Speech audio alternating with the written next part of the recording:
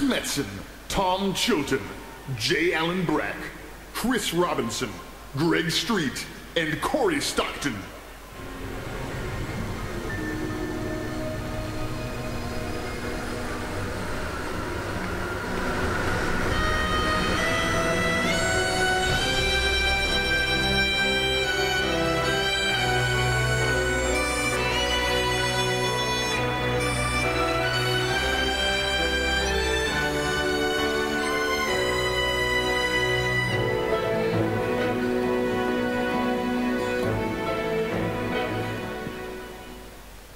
Hey, BlizzCon. You guys having a good show? We know.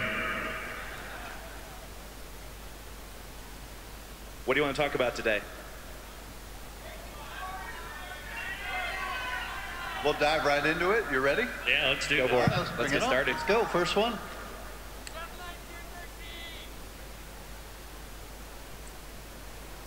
How you doing, fellas? As a 10-man raider, let me preface my question by saying that there's a lot of disparity between the 25-man raids and the 10-man raids, to the point that 10-man raids almost feel laughably easier. But there's a lot of hardcore players that still raid 10-mans. We just don't need 15 extra people to do it. When Heroic Magmaw came out, 25-man raiders couldn't do it in 10-man on Heroic. When can we expect to see the difficulty raised for 10-mans? So it's interesting because over in Korea, there are more, the hardcore guilds there are considered to be the 10-player guilds, whereas in the West it's the 25. So I don't think it's a blanket statement that 10 is always much easier than 25. They are definitely hard to balance together. We just can't do the same kind of things, and there's only 10 players we can with 25. It's hard to kill players or take them out of the action. It's hard to know the comp they'll have. They may not have every raid buff. They may not have every utility they need. It's definitely our goal to deliver on having them the same. We just have to sometimes go in there and surgically make things harder or easier, depending on, whether it's harder or easier for 10 or 25. Is there a chance that you'll go to a 10 versus 20 man just to make the balancing between the two easier? It's pretty hard every time we change raid size, and if you're saying take 25 down to 20, you're basically asking your guild to kick 5 people, which is pretty brutal to ask. I honestly don't think that would really make it any easier. We'd still have similar problems. Thank you. Thank you.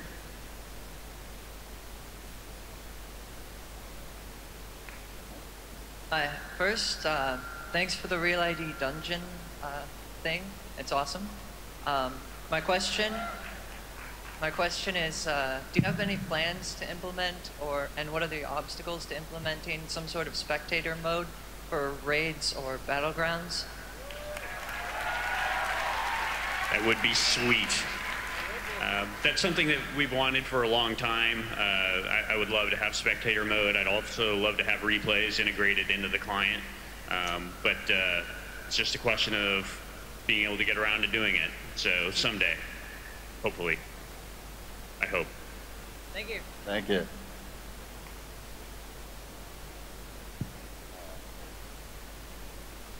Hi, my name is Richard Boone. I'm the guild leader for Wild the Musical on Chandras. And my question is, do you have any plans on adding more options to the guild leaders UI? So as I can give more options like to a banker or to my different officers, since I'm the only one that can turn guild repairs on and off. I'm the only one that can do certain things in there. I have good officers. I'm here for a week and nobody can do anything with the guild.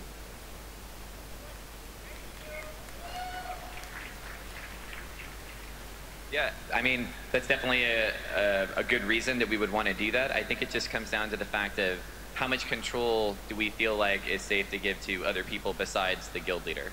So it's just a matter of figuring out which things we would want to have other people be able to do, as far as if we're just talking about having access to the guild bank or possibly changing being able to turn guild repairs on and off. But it definitely sounds like something that could be useful.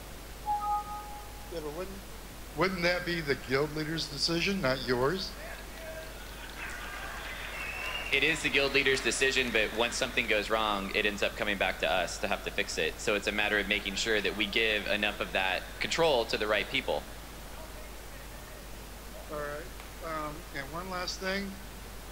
Ghost Crawler, don't listen to any of the idiots out there. You're a god. We love you. Keep doing it. Love you too, man.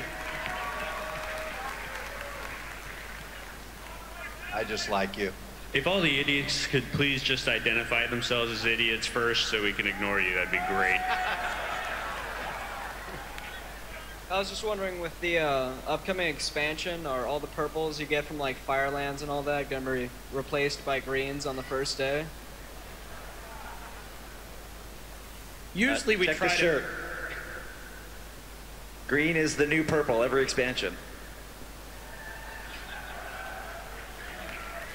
We're caught there because we want players who felt like they worked really hard to get the best gear to have a leg up when a new expansion starts. So we want it to last a little while. If it lasts too long, then we feel like we're cheating those players out of the leveling experience. So usually it's somewhere in the second zone or so before you start to see your gear get replaced. We'll probably do something similar in 5.0. I have a dream, though. I have a dream You that... stand up for this? Yeah, we should. That one day we'll be able to have something like on our website, for example, that I imagine as being something like the Hall of Heroes that will kind of record the accomplishments that you made as a player during the patch cycle when that content was relevant. So let's say, for example, that you killed Ragnaros during patch 4.2, that we would record it there in the Hall of Heroes so that we can better preserve player accomplishments when they were the most relevant, so that all that kind of history isn't lost as we move on to another expansion or another patch. Thank you.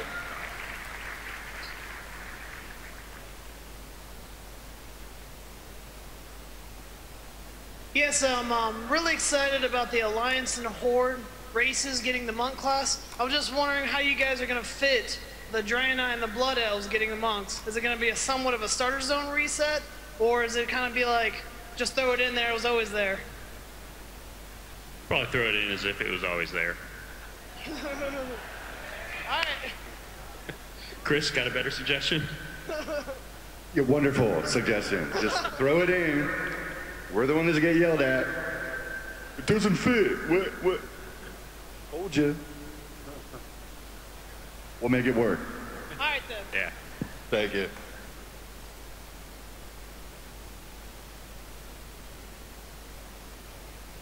I just want to quickly say hi to my guildies in Trivial and Hyjo. And my question pertains to hunters and crowd control. Currently, with Wyvern Sting having the dot, it makes it a little difficult to quickly Wyvern Sting and then trap the thing after. So what I'm wondering is, before Cataclysm, we had the option of removing the dot with Scorpion Sting, but then that was removed. So is there going to be some way to remove that dot going forward, or are we just going to have to live with it? We're at a weird place right now for questions like that because it's probably not the kind of thing we're going to do in 4.3. And then 5.0 is such a big reset for a lot of the class abilities and talents that it's kind of silly for me to sit up here and explain this is the mechanic we have to solve that problem. I understand the problem, of course, because, like as you said, we have fixed it before, and we try to strike the balance between we don't want everyone dotting up their targets before they then crowd control them and their just damage is ticking away, and we don't want the crowd control to always have to break on damage and things like that. So definitely a problem, and hopefully it'll feel a little better in 5.0. Thank you.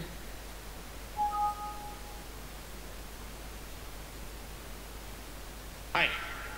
First I want to say thank you for finally addressing the Enhancement Shaman AoE issues that we've been dealing with for so long.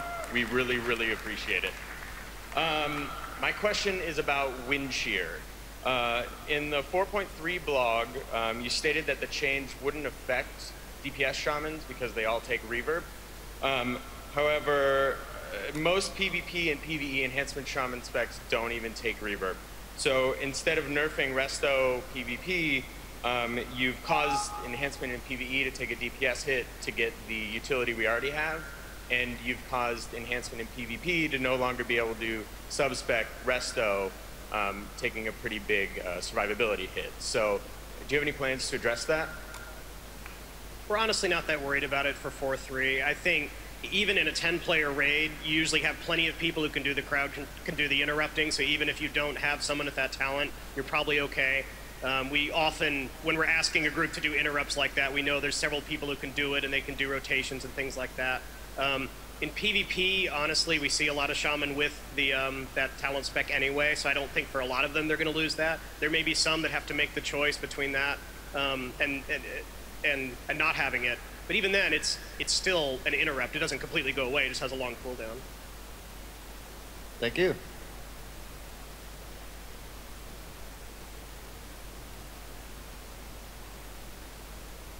Hi.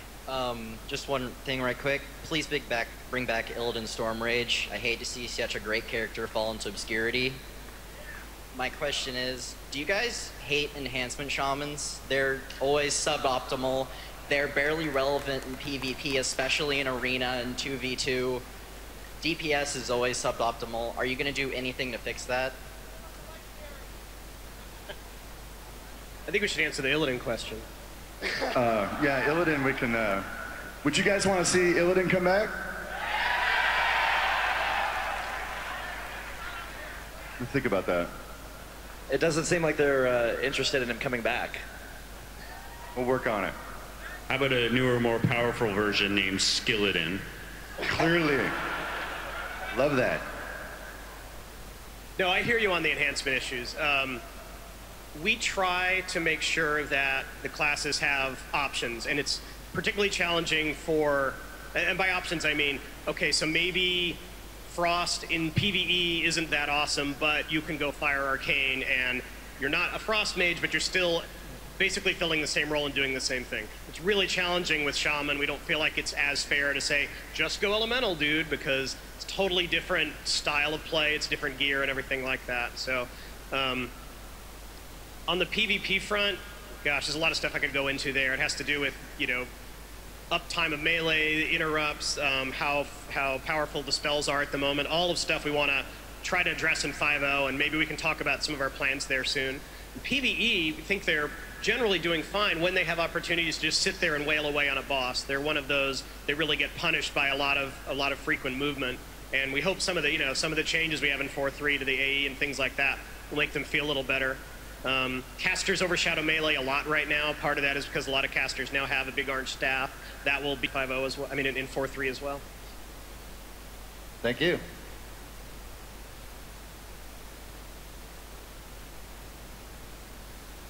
Hi. First, Ghost Crawler, want to let you know you still have an invite on Vigorous and Arius.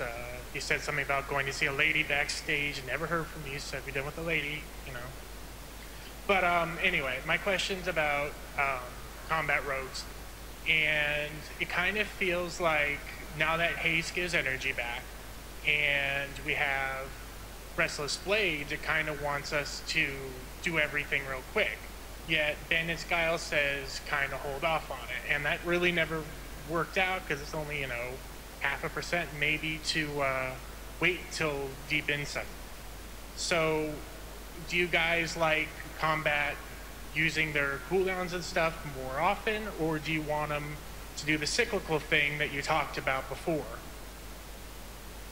The cyclical thing we talked about before? Where you want them to hold off till the 30% buffs so they can use all their cooldowns and then be more awesome. I'm not quite sure I understand. You're saying, should you use your cooldowns on rotation versus should you save them for the right moment, or?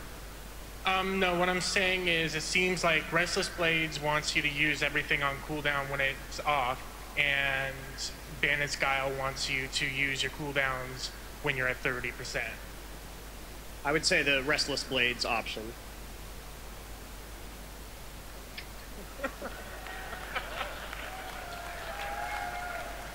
All right. I'm just wondering if the guild name change service is actually going to be in 4.3 or 5.0. You mentioned it for 4.2. It's still not in yet. Is that going to fall to the wayside like the dance studio did in 3.0?